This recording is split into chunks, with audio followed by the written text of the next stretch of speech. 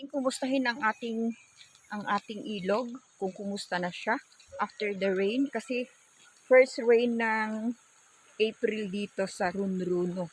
So tignan natin yung river. Nag-shortcut na nga ako dito.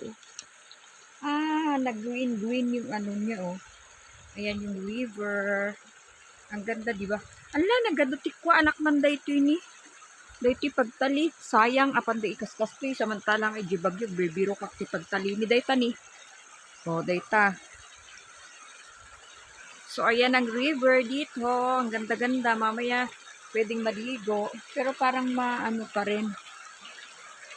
Parang niya tawag na gym, narugit. Dayto nga kwan. I will let this. Dayto nga na damo. Yan oh, yung damo na yan. Ang ganda niya pag pag marami, as in purple yung niya. Ang ganda ng river natin oh. So yan.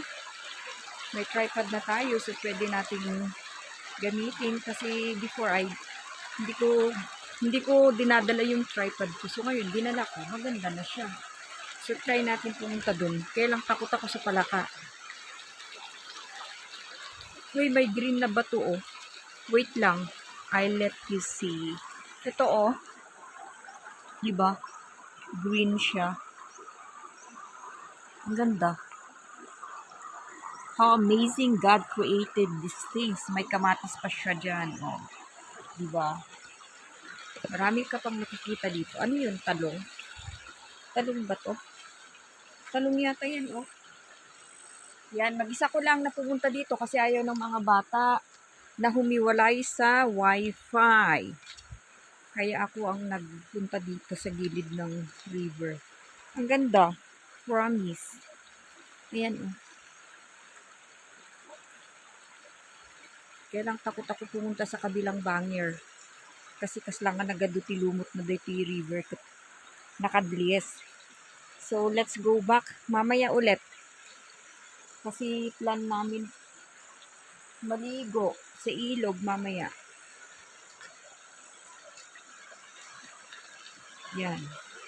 Adventure, adventure. Pasyal-pasyal. Kunin ko tong tali para panalo ko. Kasi kagbibirok ti kastage bagyo no. Ada ti taliak jay host ngayon nga pagkwami ka. Awan ti babiro ka. Tatad toy agbasura dito eh. Kunan ni manang ko. May kalanggayam dito nga agbasura. Kuna nakiddi. Ano yan? Aya.